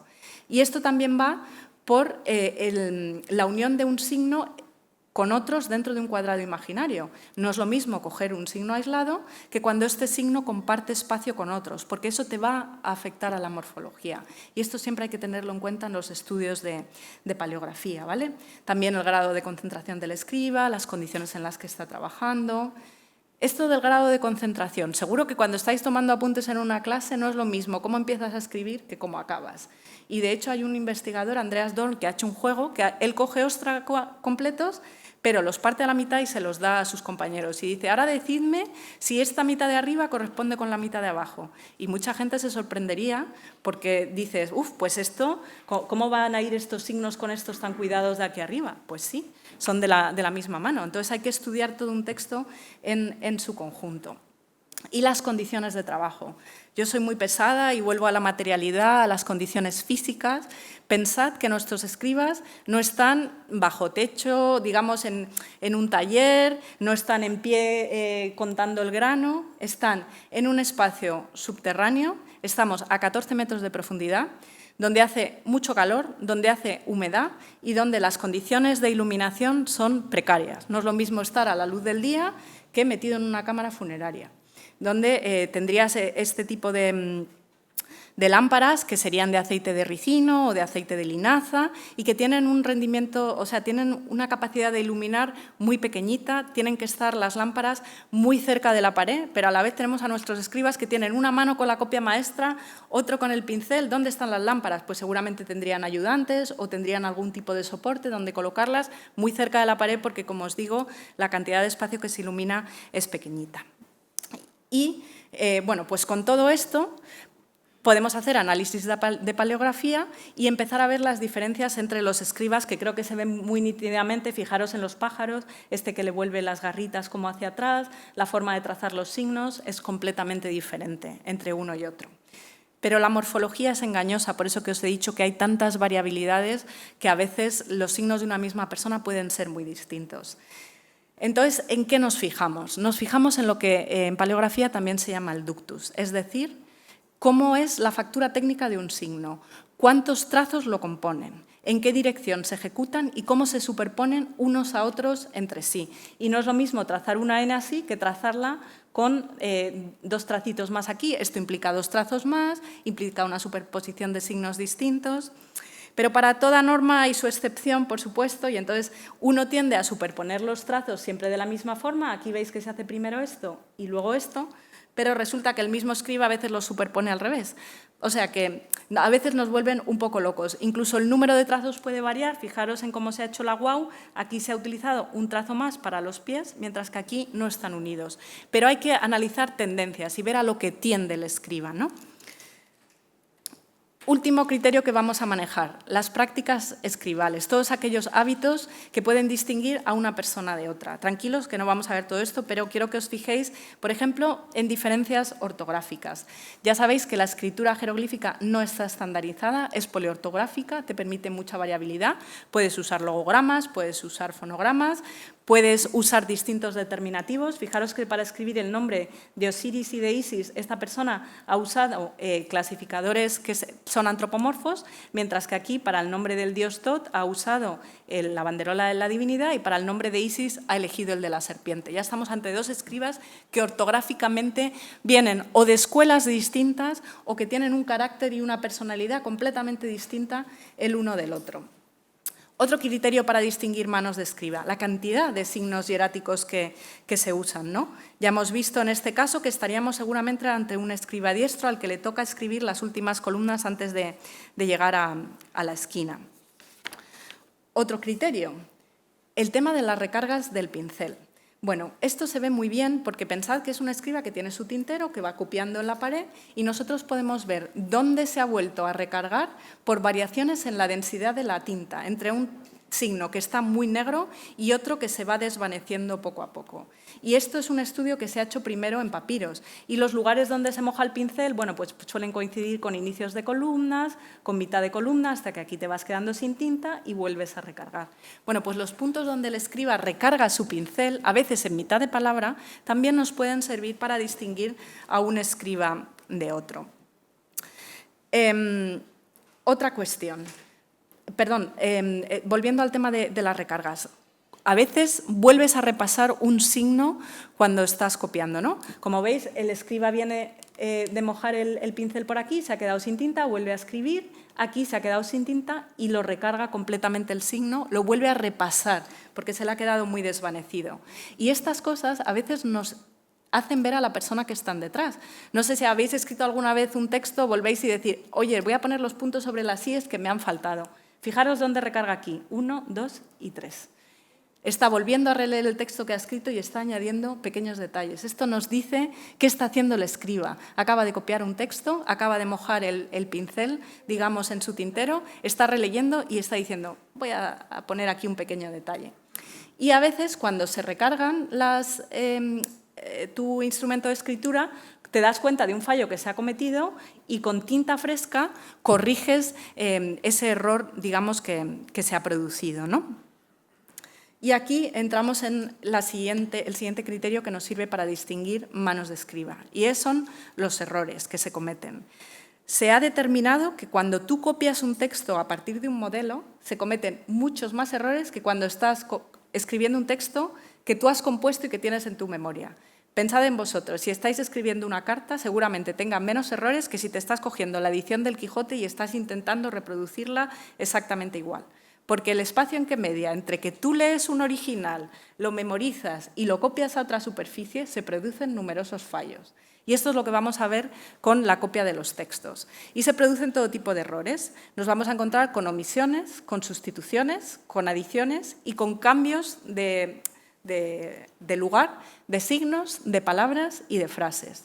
Nos vamos a encontrar con ortografías muy raras, con errores gramaticales, con errores en el uso de tinta, ya hemos visto ese escriba que moja su pincel rojo en la tinta negra, y con confusión en la orientación de los signos. Este pasaje que ya hemos visto pues nos indica que hay muchos fallos en cómo se orientan los signos, y venimos de textos retrógrados.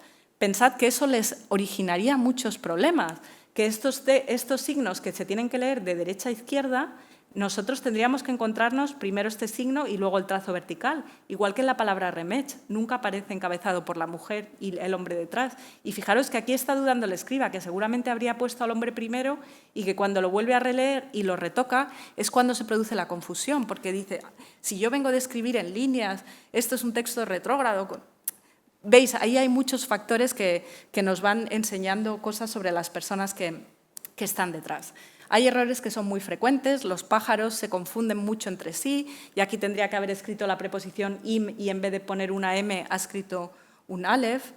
Otros errores nos indican cuáles eran las palabras con las que estaban más familiarizados. Por ejemplo, el verbo semi está escrito aquí como la preposición mi, seguramente porque estaría más acostumbrado, aunque con una grafía muy rara, a escribir más frecuentemente mi que semi. Y hay pasajes que inducen a un montón de fallos, sobre todo los pasajes repetitivos. Este texto que tenéis aquí, que dice Horus es quien rescata, Horus es el padre, Horus es la madre y Horus es el hermano. Bueno, pues aquí falta la P del pu, aquí falta Horus y aquí falta directamente una frase. Con lo que quiero decir es que no solo hay que hacer una tipografía de fallos y una clasificación, sino que tenemos que entender o buscar explicaciones para esos fallos que nosotros estamos viendo. Y esto es lo que estamos procurando hacer, ¿no? Aquí os traigo un pasaje para que veáis otra causa por la que se cometen muchos fallos, y es que te influye el texto que acabas de copiar. Estamos en esta columna central, ¿vale? Y dice, yo he apartado mi mal, yo he alejado el mal que estaba en mi cuerpo. Estamos en esta columna de aquí. Resulta que hay dos palabras, yud y esfet, que al ser colectivos llevan los tres trazos de plural, pero el escriba, releyendo seguramente el texto, le ha puesto tres trazos de plural a un verbo. Y además sabemos que lo ha hecho a posteriori, porque los signos están descentrados, no están dentro de la columna, están escritos al margen, están escritos con tinta fresca. Eso es una persona que está releyendo el texto, que ha escrito y que se ve influenciado por los trazos de plural y dice, anda, ¿qué de sustantivos con trazos de plural? Pues aquí también se los planto, y resulta que se los ha plantado a un verbo que nunca lo lleva, ¿no? Entonces, para que veáis cómo se cometen textos por influencia del texto que se está copiando. Y a veces los errores son por algo conocido. El verbo gem que tenemos aquí, lo usual es que signifique ignorar, desconocer. Y entonces tenemos las manitas, ¿no? Como diciendo, este es el clasificador usual. Pero es que el verbo homófono gem, tendría que haberse escrito con el sentido de apartar, con el brazo o con el látigo que golpea. Pero por una asociación mental con lo conocido, pues se comete este fallo. Igual que, seguro que si habéis cogido un libro y tenéis dos líneas que empiezan igual, los ojos saltan de una a otra, ¿no? Pues es que lo mismo les pasaba a los escribas egipcios. Entre dos palabras que están escritas con la misma grafía, los ojos saltan, copia toda una columna y se da cuenta de que se ha equivocado, rectifica, borra lo de debajo y escribe por encima el texto que tendría que haber escrito. O pensad esta persona que está recargando cada cierto tiempo, lo normal es que se equivoque. Y el imperativo del verbo ready, que sería im, aquí ha escrito la primera parte bien, tendría que haber pasado a esta segunda parte, pero cuando moja otra vez el pincel, vemos la tinta fresca, vuelve a duplicar lo que ya ha copiado. O sea que siempre hay esos pequeños fallos de concentración que genera la copia de un texto a partir de un original. Y si vemos los errores, pues también hay que irse a cómo se corrigen. Y pensad que nosotros mismos nos distinguimos por cómo corregimos frente a otros compañeros. Hay gente muy meticulosa que borra y no se ve nada de lo que se ha escrito debajo. Hay gente que deja un manchón. Y es que lo mismo les pasa a nuestros escribas egipcios, ¿no? A veces borran, pero tenemos la huella del signo que se ha escrito. A veces tenemos un manchón. A veces se sobrescribe y no se escribe y no se borra el signo que está mal, ¿no? Aquí lo tenéis, se sobrescribe directamente, y otras empieza a escribir el signo, no lo acabas y lo superpones. Fijaros que esto nos sirve también para reconocer por qué se producen fallos. El escriba ha saltado de aquí a aquí, ha seguido copiando la R, ha visto que se ha equivocado y ha sobrescrito esto, igual que aquí. Aquí tenéis las orejitas de la M, el escriba ha pegado un salto de uno a otro, se ha dado cuenta antes de acabar de escribir el signo y ha corregido sobre la marcha. Es un proceso muy rápido, ¿vale?, el de escritura, pero que genera muchos fallos. Y a veces se corrige, pues como digo, con tinta nueva, y las correcciones también las vemos porque los signos o aparecen descentrados o se tienen que incrustar entre dos signos que ya han sido escritos y vemos que se produce una aglomeración, ¿no? En cualquier caso, lo que quiero resaltar es no solo que podemos distinguir a los escribas por qué errores cometen y cómo los corrigen. Si nos fijamos, hay tantos fallos en un texto como errores corregidos. ¿Esto qué quiere decir? Que no había una lectura atenta después de que se copiara el texto y que no hay nadie controlando que se haya copiado sin errores, sino que hay un hallazgo casual de los fallos, que uno está escribiendo, cuando vuelve al tintero a veces relee lo que escribe y dice, anda, si me he colado, lo corrijo, pero esto no es sistemático. Y los textos están llenos de fallos, pero esos fallos, en vez de juzgarlos y decir, ¡hala, mira qué de fallos!, nos dan una idea de las personas que están detrás, ¿no? Y con esto casi estoy terminando. Hemos visto a las personas que están detrás de los textos. ¿Qué pasa con las viñetas? Porque sabemos que en los talleres de producción de papiros estaban especializados, había gente que era especialista eran iluminadores, ¿no? Eran especialistas en viñetas y otros que copiaban los textos. Y en el caso de la tumba de Yehuti, pues el planteamiento fue, ¿son los mismos escribas que copian los textos los que se encargan de las imágenes o hay iluminadores profesionales de las viñetas? Y entonces, mirando con atención las viñetas, vemos que las figuras humanas son bastante cutrecillas, hay una línea roja que va marcando el contorno, ¿no? No sé si la veis bien aquí. Primero se traza en tinta roja o en tinta negra. Debajo de los brazos de Nut veis que hay un sketch preliminar. Aquí está en rojo el perfil de la diosa. Las figuras humanas son vastas, no están muy detalladas, mientras que las figuras animales y vegetales no tienen un esquema preliminar, las coloraciones son muy naturalistas, hay una mano que lo ha trazado sin dudar, y esto lo vemos en la golondrina o lo vemos en el loto, ¿no?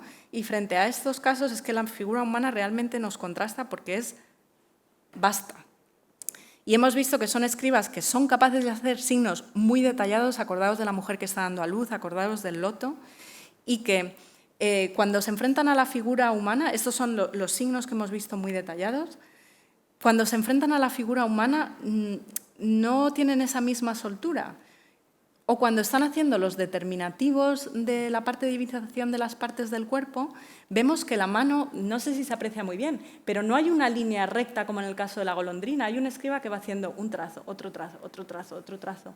Fijaros el cuerpo del dios Nun, ¿no? Que no hay una persona que se sienta segura. Y esto seguramente, mi interpretación es que cuando él hace una viñeta que está en su repertorio de signos jeroglíficos, no duda, porque lo conoce muy bien. Pero cuando tiene que hacer una viñeta o un signo que no está en su repertorio y es una figura humana que él no está acostumbrado a hacer de forma tan detallada, no se siente tan seguro. Para mí la conclusión es que fueron los mismos escribas que copiaron los textos los que se encargaron de las viñetas. Y como están más acostumbrados a copiar textos, encontramos esos pequeños titubeos en las imágenes.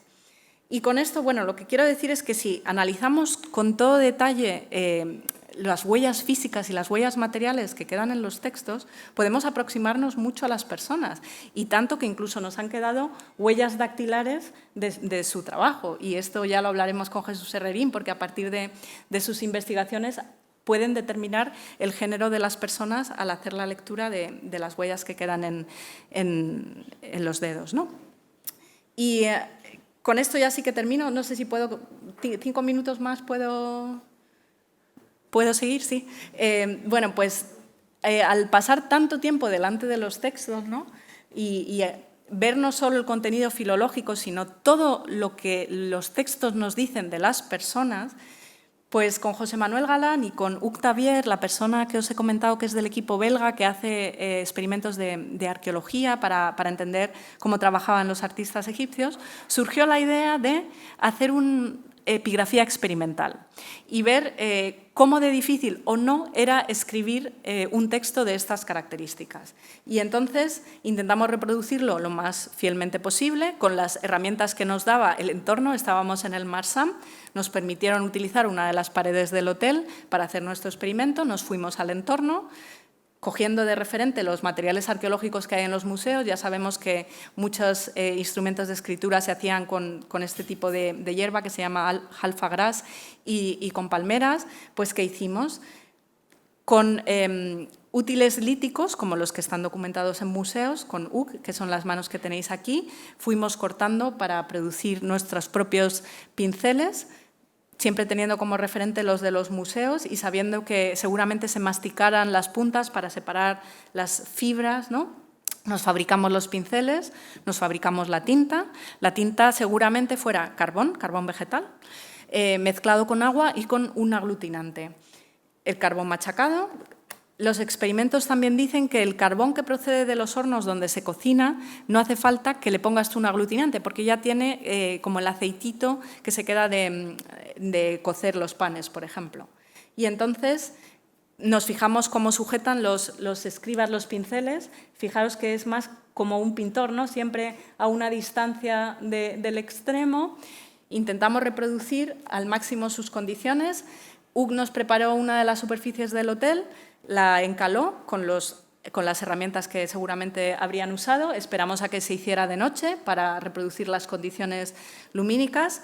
Lo normal es que hubiera una mecha de lino, nosotros no teníamos lino.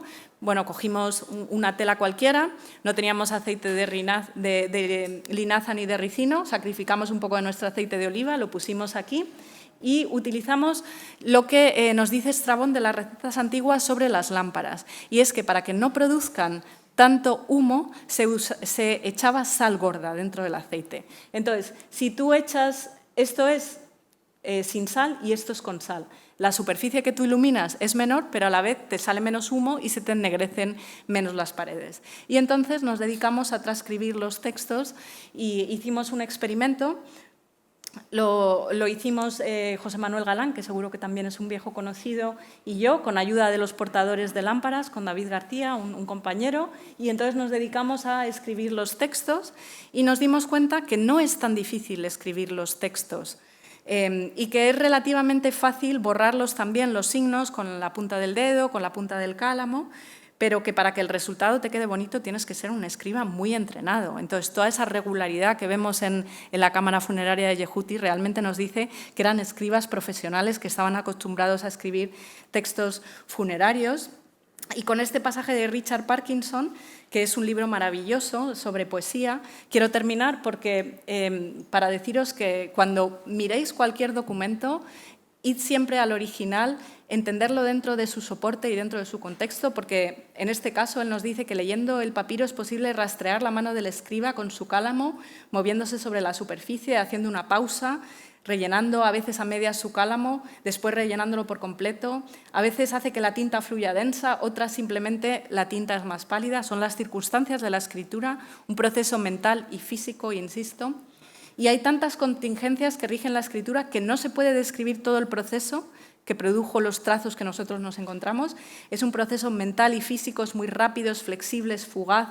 La mano del escriba se acelera, emborrona, borra, corrige, retoca, ¿no? Todas estas circunstancias somos capaces de rastrearla cuando vamos a un texto. Y que a veces los fallos que borra son aún visibles y quedan como capas múltiples, como palinsestos que se despliegan ante nuestros ojos y que evocan esa estratigrafía perdida de la escritura que creo yo que podemos ir recuperando poco a poco cuando hacemos estos análisis en clave de filología material, que es lo que aquí quería traeros como conclusión de cómo puede analizarse un caso concreto y excepcional, que es el libro de la salida al día de la Cámara de Yehuti, cómo podemos extraer información e ir más allá del texto y pensar siempre que un texto es mucho más que palabras, ¿no? Y con esto termino.